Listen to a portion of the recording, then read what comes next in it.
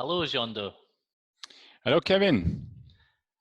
So if someone has been watching our videos or has read our stuff online and they're maybe curious about a lesson in conscious guidance and control, what can they expect to learn during their first lesson? What is the purpose of a lesson? Yes, it's a very, very important question, this. I need to go back to where we stopped last time. Last time we stopped with the idea of, well, what is a mechanism? Because when the conscious guidance and control is the conscious guidance and control of a mechanism. That's how Alexander defines it. And so it's important to understand first what is the definition of mechanism and why is it that so important to direct a mechanism, and then what makes conscious guidance necessary to guide that mechanism. Why is it not possible to just feel out and have an intuition on how to use the different parts of the mechanism? So this is during the first lesson, maybe the pupil will not get that really into clearly in mind, but you have to understand that conscious guidance and control is first of all a theory that Alexander invented. And the theory in itself is not really interesting. During the first lesson, what the pupil will start to do is to construct experiments to test whether the theory is grounded and can be in fact producive of the result we want to obtain.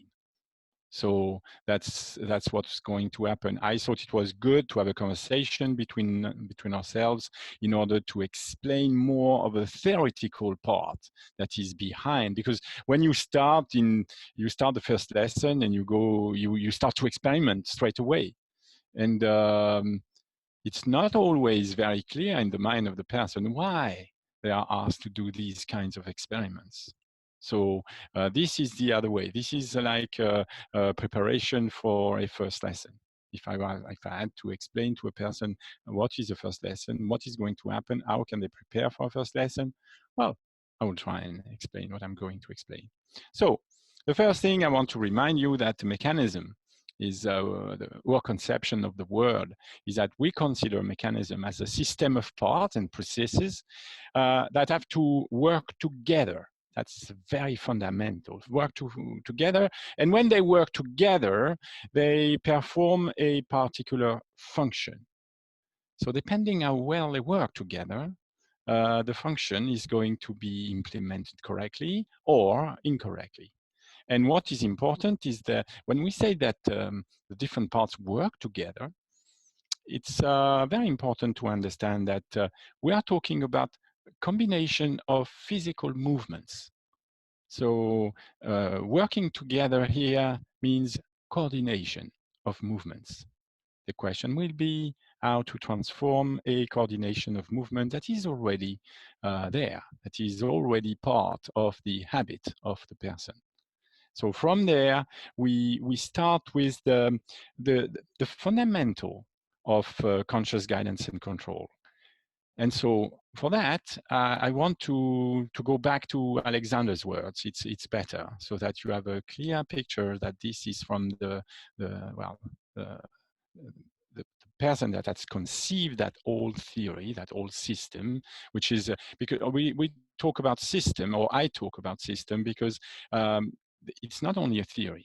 Alexander has constructed a theory, but I started as I pointed to where we can experiment with this theory to try and reproduce the same result he obtained on his side, well, with himself, because he first taught his system of consciousness of guidance and control to himself.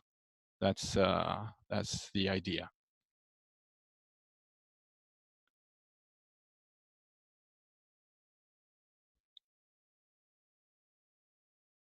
That's it. So we have here a sentence that is quite fundamental.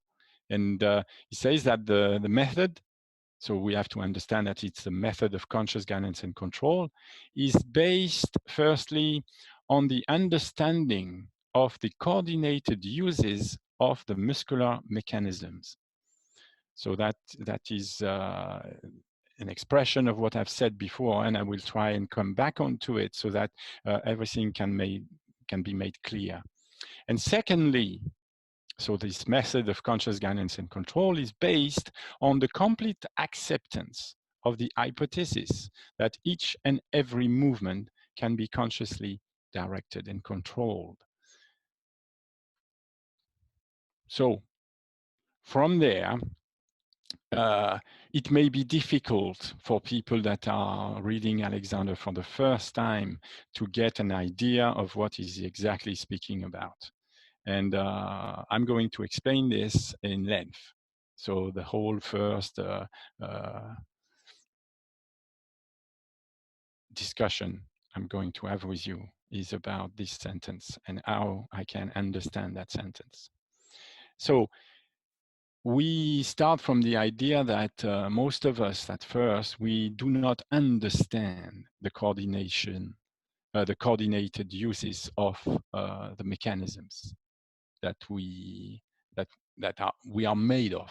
Alexander considers that the human structure is a mechanism, and that this mechanism is working with movements, and these movements have to be coordinated to obtain certain results, certain ends.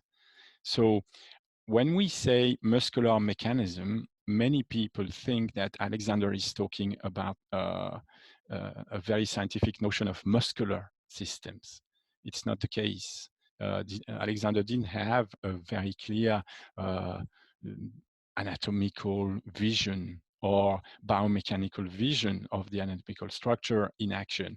For him, it was more a question of acts, okay, a question of different movements that when you go to stand, for example, or just when you sit, you have to organize the different movements of the parts. And so well, Alexander is saying that the way we are organized is going to affect the way we function. And when we say organized, is what sort of movements do we coordinate at the same time to obtain the position we are in. The position we show on screen is the result of the coordinated movements of the different parts of the mechanism. The second point is that each and every movement can be consciously directed and controlled. That is a very important point where Alexander starts to bring us the idea that it is possible to order movements. It is possible to decide in advance what sort of movements we want to perform at the same time.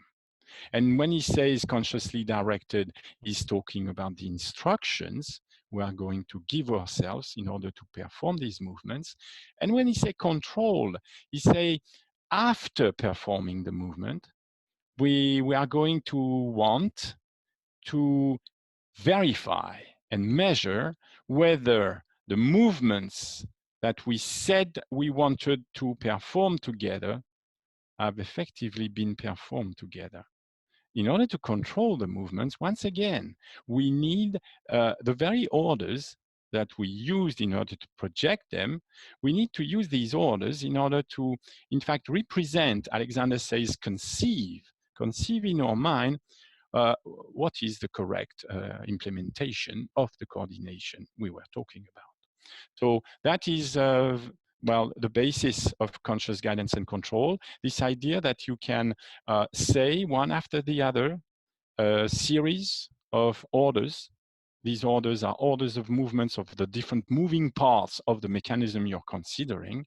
And so when you say these in tension one after the other, you can concert them or collect them in your mind, you would say in your memory.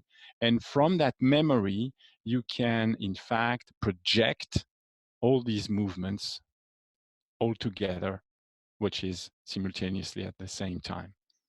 Then, well, with a simple video recording of your experiment of conscious guidance, you can control whether you have, in fact, performed what was, in fact, indicated by the instructions. So there is no mystery. It's quite simple. In the first lesson, the person will come, will start to be informed about certain movements of different parts. So of course you have to define the parts. You have to define, when I say you, the teacher has to define the parts. The student has to recognize that there are parts. It has to recognize that these parts can be moved. So in clear, the student or the pupil that is receiving the lesson is suddenly asked to conceive how a movement of a part, so when we say a part, you will see it's a bony part, so it's something that will not be affected by the movement. A muscle changes when you move. A bone does not. A bone stays integral, and well, unless you go very fast against the wall, your bones are not going to be affected by the movement. Yes, the muscle will change completely in form, in texture, in rigidity, while a bone will stay the same, it stay constant. So it's possible to, in fact, measure before and measure after, and there is no problem. You will see that the bone has, in fact, kept its old structure during the movement, so it's possible to measure.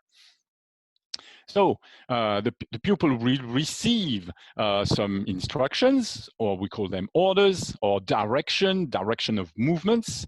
And I'm going to ask whether the pupil understands these orders, and whether the pupil accept the idea that these movements are humanly possible. So each movement separately, is it humanly possible to perform them? And the pupil will obviously, at first we ask for very simple movements, so the pupil will accept this idea. So then the next is the experiment of conscious guidance, where conscious guidance really exists if there is coordination of movements. We are not going to ask one movement to the person.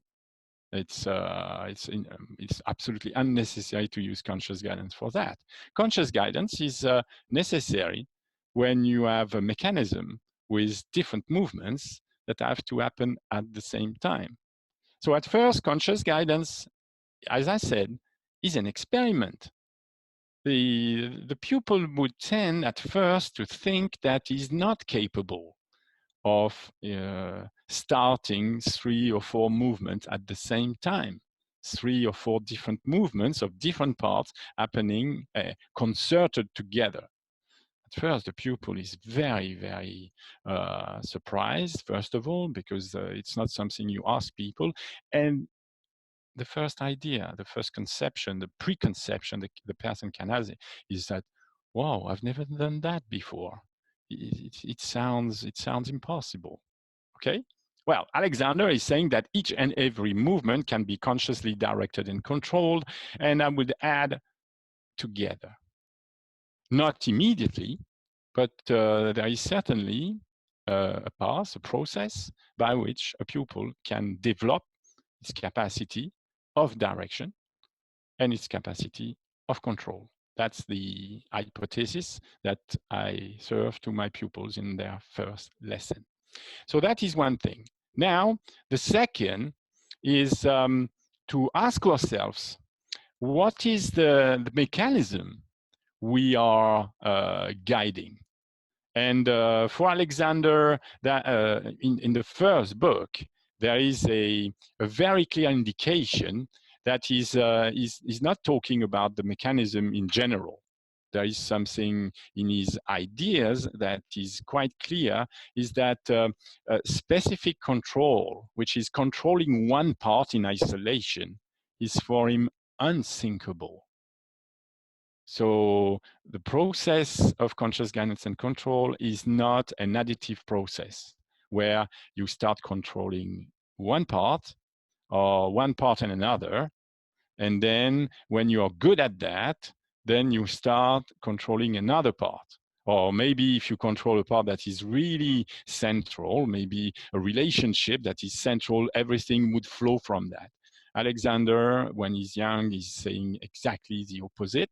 He's saying that the specific control of the neck. So if, for example, you wanted to control your neck and you wanted your neck, for example, to be free or freer, for him, this proposition does not take into account the mechanism that we are talking about and the coordinated action of that mechanism. So for him, the specific control of the neck or of the leg or an arm is the result. I have a small problem here. Why is that? Sorry, I'm just making a pause. I know you can cut that. There is a, I have a something that is always in the view. That's it, it's better. Okay, so we are talking about the conscious guidance and a specific mechanism. Alexander points to the conscious guidance and control of the mechanism of the torso.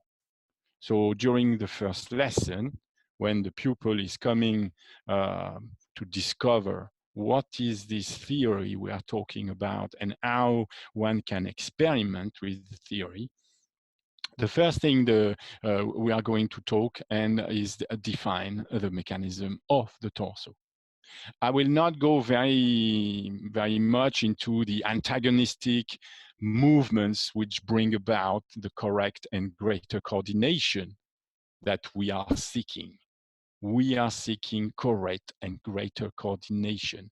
The pupil is used to very specific small coordination for specific activities. We are interested in greater and correct coordination.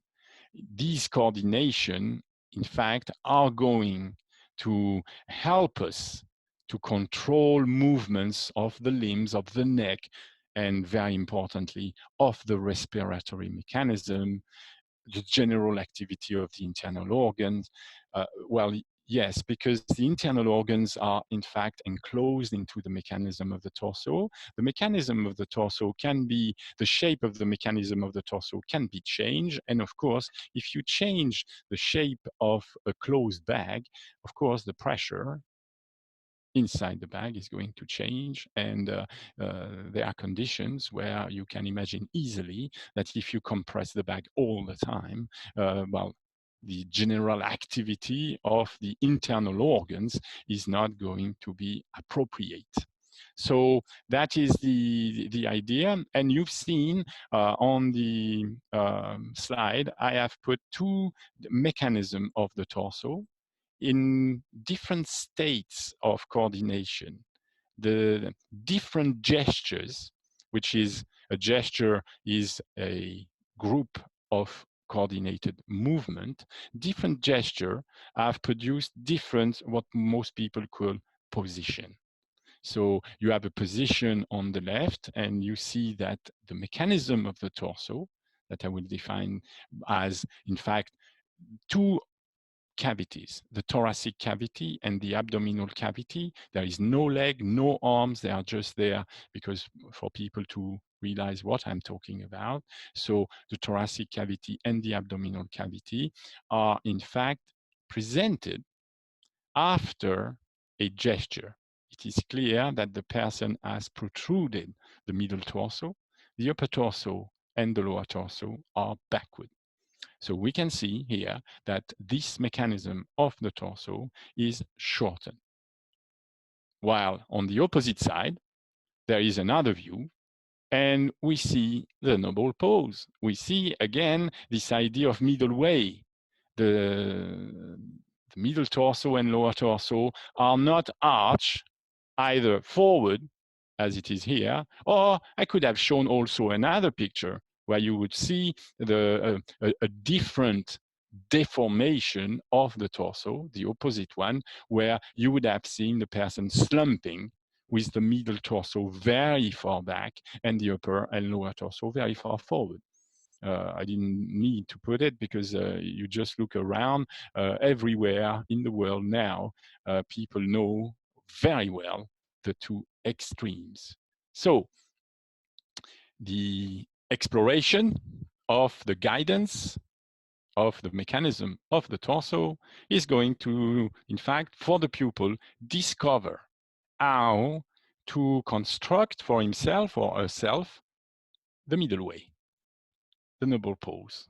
That's the idea. And the first lesson is going to start with that, where I'm going to ask the person to, in fact, represent, conceive what I mean by mechanism of the torso. So I have here 3 different images, yes, and they are assigned to this idea of subconscious guidance and control. We see that most people, they place their torso in a certain form, and this is according to ideas that have nothing to do with the quality of the functioning of the system. These ideas have to do with, for example, in the center or on the left, these ideas are ideas of a social presentation of the self. It's looking sexy, looking nice, looking on top of things. Yes. So these movements are not totally subconscious.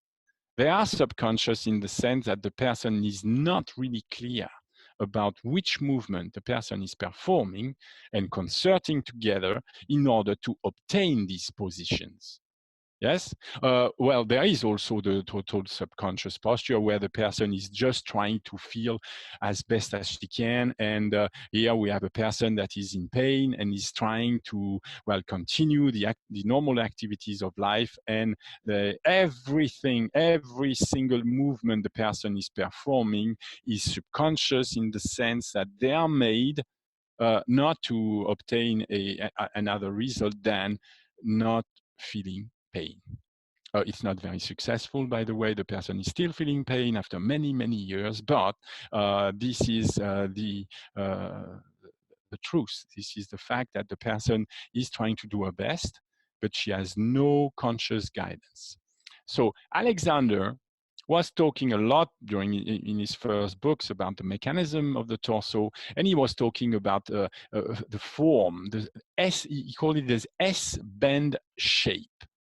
I discovered later that the S-bend shape in his age was in fact a brand of corset that women would use in order to look desirable.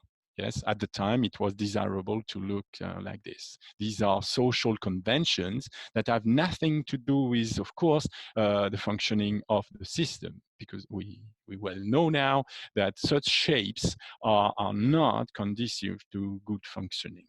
So it is interesting to start to think, okay, yes, that person has has produced different movements. There are bones in the torso, for example, that I can point to, and it is clear that the person has already concerted movements. The person has some habits, and when we look at the person sitting or standing or going or moving in locomotion or moving from sit to stand or stand to sit, well, it's possible to observe that, yes, the person is moving the different parts in different directions. So that is the first idea, is to think, okay, could it be made conscious? Could it be possible to direct the different movement at the same time to obtain, well, the middle way, the middle position? That's the idea that is behind all this business of conscious guidance and control. So it's possible to, in fact, control what is the starting position, and it's also possible, of course, to control what is the outcome of what we call a readjustment. So there is this notion in the Alexander technique of conscious readjustment. We are in fact capable to modify our position, and to modify the position consciously, we need to conceive which are the movements that are in fact concerted in order to obtain what I would say is a wrong position. A wrong position is a position that shortens the mechanism of the torso. So why is there this focus on the mechanism of the torso? Well, it's because, first of all, it's the largest part of the organism.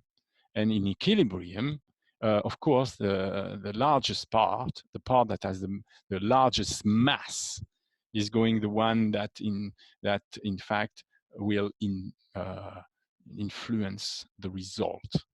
If you can organize the highest mass, of course, you have better control over the equilibrium of the whole. So that is one of the reasons why the mechanism of the torso is so important in the conception of the system of conscious guidance and control. The early ideas of Frederick Matthias Alexander, and it's absolutely certain that he used that for himself, that he changed his own concerted activity of the different movements of the parts of the torso. And I am absolutely certain of that.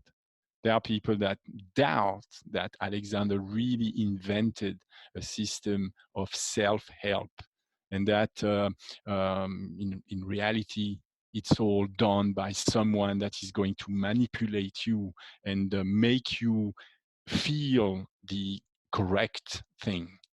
Well, I do not agree with that view. I really do think that Alexander invented a conscious system of guidance, of coordinated movements.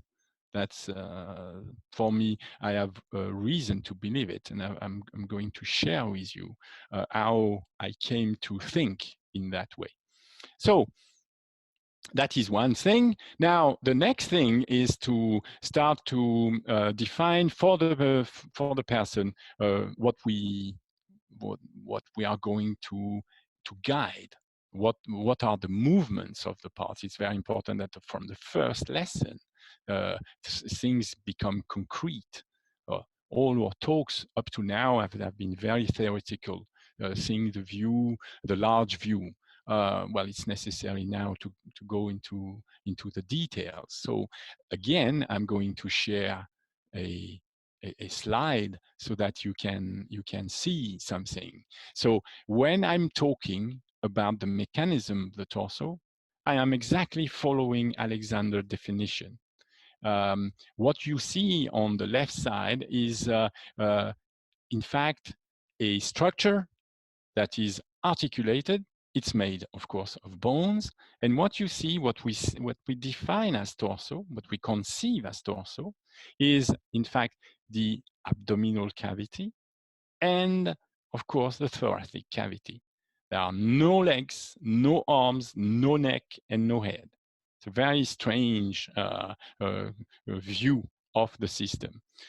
It's interesting to, in fact, separate the different mechanism, the central one, which is this one, and all the mechanisms that are around it, because it will help us control in a much finer way how we are going to perform the different movements. So on this image, what you see are different dots that are placed on the bony parts. There are some that are very easy to find. For example, there are dots we call, so we label them, sitting bones. When we use these labels are, I would say, a sort of technical language. We are not talking of the anatomical description. We are not talking of what people consider as sitting bone. We ask the person to in fact use, for example, their own finger and start to locate where they are sitting on a chair. Anybody can do that. Somebody at the other end of the world, I can instruct that person to start and locate very precisely where the sitting bones are. For some people, it's a surprise, you know. They are filmed sideways sitting, and I ask them to, in fact, touch with one finger where the sitting bones are in such a way that it's possible to locate easily on screen where the sitting bones are situated on the side of the chair when the person is looked at from the side. And so the person suddenly will see on screen later where in fact the sitting bones are when she's seen sideways. It's a surprise. Many people have no idea. Well, of course, they feel their sitting bones more or less, but one thing is feeling the sitting bone, and another thing is locating the sitting bones in relation to the whole self. Where is, for example, the front of the torso? So here we see many different spots on the front of the torso. There is the spot at the top of the sternum. There are two particular extremities of the ribs that are easy to locate, and they are what we call the frontal parts of the bony pelvis, which are the anterior superior iliac crest. And all these spots I'm going to describe, but more than that, I'm going to ask the person to create movements with pointing fingers so that the person herself will start to locate the different spots of the bony structure. So at first, we will see, or the person will start to, in fact, realize what it is the person is doing with these different parts. For these different parts to be situated in space relative to each other, the person must have produced, of course, some movements. Very often I hear people saying that, well, we don't speak about position because positions are very static. It's a very, very strange way of presenting a position. Saying that a position is very static makes no sense, because you cannot obtain a position but by movements, by concerting movements. Most people, of course, do not think about the movements of the different parts of the torso. It's most of them, they say, but I am like this. Of course, during a lesson, it's easy to show them, no, they are not like this. They are making series of movements that are habitual, meaning that they reproduce themselves all the time. And because of these movements, they appear like this on screen, on stage, if you want. So if you're an actor and you want to impersonate somebody that is very, very organized, like here we have a sculpture of a Greek sculpture of the charioteer. Is a person that was he was jumping into a chariot, a war chariot. I don't know exactly how you call them. Well, we don't use them much now anyway. And so we see here that this sculpture has been made. Of course, no movements are involved here. It's a static position, we understand that. But the idea is for the pupil to start to, well, conceive whether it's possible to move the different parts in different ways than the S-bend shape I was talking earlier in order to obtain that structure. Yes? So then the idea is quite simple. You see, we start with any shape. We measure what is, for example, the sagittal position of different bony parts. And we question, is it possible to organize an adjustment of different movements at the same time to, in fact, change considerably the different position, so that in the end, we obtain a new organization of the different parts of the torso. Okay, that is the basic of the first lesson, but also of every lessons afterwards. And we let the pupil discover what could be the good in this. I'm not selling to people a fantastic system for breathing better, for walking better, for having no joint pain. No, no, no. I don't do that. I am strictly teaching conscious guidance and control. What conscious guidance and control will do for the person, what it will open to him or her, is for them to discover. It's a very strict business because you have to understand that we are not used to thinking at movements. That's the first. We are not used at all to thinking at movement happening at the same time, starting at the same time and ending at the same time. This is all new.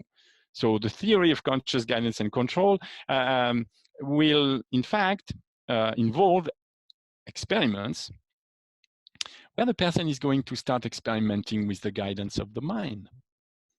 Because you understand very easily that when you are directing a series of movements, well, you have to have in memory the different instructions, the different coordinated instructions. If you don't, if you forget, or if there are certain circumstances where your memory tends to fail, well, you will have to work on this. Of course, because if you forget the instruction, there is no way you can consciously guide a series of movements. So the person is going to be involved in a very strange sphere.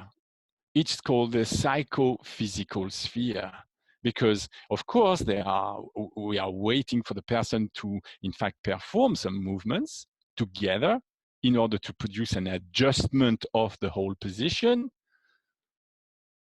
But the person is very much involved into having to think all these things at once and transforming decision into action.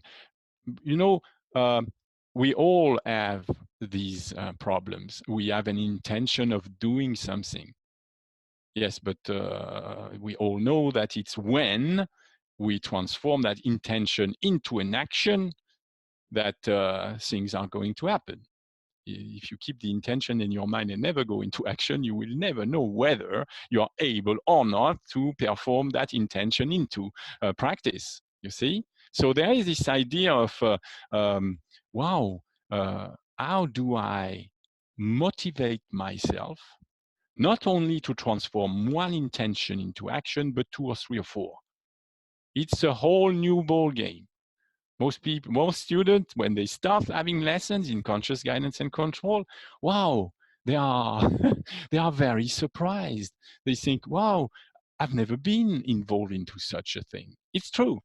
It's really something strange. It has nothing to do with the somatic idea that you are going to be made to feel something. That is correct. That is right. That is the good thing that you need. No, no, certainly not. You're going to start to work with your own direction of your mind. You're going to work with verbal memory first. What is you ask a person to, in fact, listen to a series of instructions, and the person is making a movement of the head. Well, that movement tells me that the person, well, understands the instruction. And I ask the person, are you ready to perform the adjustment? And the person says, absolutely, I am. Do you understand all the instructions? Yes, I do. Do you think it's humanly feasible to do all these instructions at the same time? Well, that I don't know, because I've never been involved in such crazy things, so I'll have to try. Fine. So before you try, could you please just repeat the instructions one after the other? One after the other is very important. It's what we call self-speech, because the person is speaking some orders, and these orders are not directed to someone else. They are directed to the person herself. So what do you mean repeat, rehearse the instructions? Yeah. Just give me the instruction back. Just as if you were instructing me. And there is a blank because we are not used to repeating instructions at all. And the person will start repeating things. And when we compare what were the original instruction and what the person repeated, well, it's absolutely obvious that a translation has happened and something has been lost. Sometimes, well, the loss is massive. So it's very difficult to imagine that in those conditions of mind, the person will be able to perform the adjustment correctly. It's absolutely impossible. This is not to put the blame on the pupil. It's to put the blame on the system of education we've been through. Yes, we are not trained for that. And it's as if I remember, for example, Alexander, during the first training course, he insisted for the students to, in fact, do a play, a Shakespeare play. Yeah. Well, when you do a Shakespeare play, you have to rehearse. Well, before rehearsing, you have to learn your lines. But not only your lines. If you only learn your lines, you're a very poor actor. You have to learn also how the lines will concert with your physical impersonation. You have to, in fact, direct yourself to, in fact, move the different parts of the torso in order to support the lines you're going to say. So there is a problem of memory. The best solution for that is to start investigating how one could start developing more mastery of speech. We need to control our speech. Not the speech we send to other people. Well, of course we do. It's obvious that we do. No, but at a much higher level, we need to consciously guide and control our speech toward ourselves.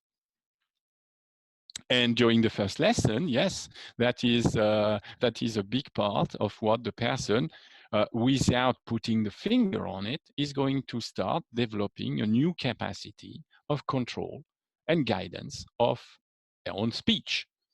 So most of the time, this comes as a surprise. A person has a pain in the back, or I don't know, difficulty breathing, any sort, and the first thing the person is going to be asked to repeat some sentence, some very, very accurate, precise instructions of movements. So that's the idea. You cannot obtain the noble pose without a revolution of mind, without a new way to, well, instruct yourself and construct intentions. First of all, constructing intentions. And second, very quickly, I will ask the pupil to subordinate actions to verbal instructions. So I say that I will pull the upper torso forward when I pull the middle torso back. It's a very simple combination. And we just want to see whether the pupil is able, after understanding the instructions, just to, in fact, start these two movements at the same time and stop these two movements at the same time. Of course, it's necessary to remember what are the movements, and then it's all experiments. It's to discover the difference between theory and practice, and the fact that we need to build a bridge from theory to practice. So let me give you a few examples. That there are, of course, there are gaps that will impede the transformation of the theory in practice. One of these gaps is very simple, is that let's imagine that the person is used to moving the middle torso back and has no habit of really moving the upper torso forward. The person wants to stand tall and pull the upper torso back all the time, you know. So you will find that when the person, well, will start, and with the real idea of concerting the two movements together. These two movements are, first of all, contrary to the habit of that person, of course, but they are contrary to the habit of coordination of the parts. So the person will have one movement that is easier, and that movement will start before the other. Simple as that. This, for example, we will see that when the person is starting two movements where the upper torso should come forward and the middle torso should go back, we will see that the person starts all the time with the middle torso going back and the upper torso going back with it. So that brought a very intelligent man that had lesson with Alexander in the 20s to say, you are first shown your general incompetence to disassociate movements, disassociate and control movements. And so, yes, disassociating movements is suddenly a necessity in order to create a conscious guidance of a concerted activity. And so this is what the person will discover the first lesson. So of course, the person discover by failing. The person will see on screen that what she thought she was capable of doing, or maybe she thought she was not capable of doing. In fact, yes, there is. It's absolutely not. She's absolutely incapable of disassociating the movement, and as a result, the concerted activity that was sought for is not appearing. Instead of a noble pose, instead of an organization of the parts of the torso where there is a lengthening of the torso, as defined by Alexander, in fact, the person is arching the back. And that is the start. We need to start with this negative discovery that, wow, I am so used to making these movements that they are second nature. They are. It's stronger. I didn't do it. It's stronger than myself. The whole first lesson and the first few lessons are different attempts to, in fact, combat this statement.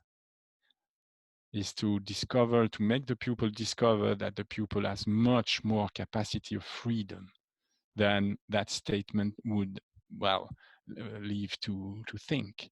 It's possible, and it's quick to start to completely change that well, reality, that incapacity to disassociate the movement. The person will start to discover that conscious guidance, the fact that you can order movements, you can order movement one after the other, well, lead to the discovery is that you can, in fact, more and more create a coordination of these movements so that they are performed all together. That's what when the person is coming for the first lesson, well, how could the person expect anything like this? I don't know any other technique that is proposing something like that. And placing the pupil in the center. The idea is not for me, the teacher, to do something to that person, to show that person the right thing, to manipulate the person anyhow. No, the idea is to ask the person to experiment with her own speech, her self-speech, and see whether she can make a new bridge between what she says and what she does. It's much more fundamental than solving a bad back problem or a knee problem, or I don't know, any other thing that people come to me because of problems. And I'm very quick in showing them a completely different one, the one that they were not expecting, you know, saying that your knee, the way you move the knee, you have to understand that the main muscles that are responsible for the position of the knee in space in every movement you do are in your torso. And the pressure you're putting on your knee is because you're moving your torso in a particular way that is contrary to the good functioning of the knee. If you stop pressing your torso on your knee the way you do, and for that you need to reorganize the movements of the different parts of the torso, we can expect that the knee is not going to work in the same way. There are parts of the knee where you shouldn't put pressure. At the moment, you do, and you do a lot. But I'm not going to talk a lot about the knee. I'm going to talk about what is the pressure coming from? Where is the pressure coming from? It's coming from your way of using the different movements of the parts of the torso. So that is the idea. Now, this is the basis of conscious guidance and control. But I need to explain a bit of how I came to this view. Well, of course, it's through reading Alexander's books, because it's not in my training course of the modern Alexander technique, where I was taught to manipulate people with my hands, with skilled hands, and in fact transmit somatically a new organization. Well, that is completely different. And this is in the books, but the books were so full of gaps that I needed to look elsewhere to understand what it was about. And I will share again another screen. I want for you to see. I'm going to come back to this idea of the different movements of the parts. And I very often use Greek sculpture. And so on this picture, we are talking about the connected series of acts of the different bony parts of the torso. And where is this idea coming from? Well, this idea, well, of course, is coming from Alexander, because Alexander is talking from time to time, he's talking about it. From time to time, he's also saying that the pupil cannot do anything by himself, and he needs the hands of the teacher to, in fact, perform a new gesture. Well, he's contradicting himself. And so many people, well, just believe that, yes, he's right. You have to have the hands of your teacher in order to, in fact, perform a new coordination. Well, he was saying exactly the opposite when he was young, which is strange. And if it was true that you need a teacher in order, a person to really be in the same room as you and manipulate the different parts for you in order to improve your coordination, then Alexander would not have invented the Alexander technique or the conscious guidance system in the first place, because he claims that he was alone when he, in fact, changed his use of the whole self. So there is a problem here. So behind Alexander, I found another guy called François Delsarte, and well, just because Alexander, when he started his practice, had business cards, and on his business card he said he was a Delsarte teacher. And Delsarte was interested in many things, of course, the voice, but the voice for him was had to be powered by something called the mechanism of the torso. So we are back to square one, and you think, okay, this guy had an idea, of course, of the different movements of the parts. He even invented what he calls an action coding system. You can code with language instructions of different movements, and with long series of instructions of movement, you can shape your torso any way you want. Of course, you have to train yourself in order to do that, because at first you will find that when you try and change the movements of the different parts, you will have a first realization. You have to learn to decompose. In French, it works well. The François Delsoir was French, and decompose is disassociate. Disassociate the movement of the different parts. So from there, I knew that Delsart spent 15 years studying Greek sculpture. So the noble pose he's talking about, I clearly sought after it in the Greek system of sculpture. And there is something quite strange that I started to see, that if you take a series of bony spots on the frontal part of the torso, and you organize the movements in such a way that all these movements are on the same plane. So what I mean is that when you look at the person from the side, you want all these different parts to be aligned with each other.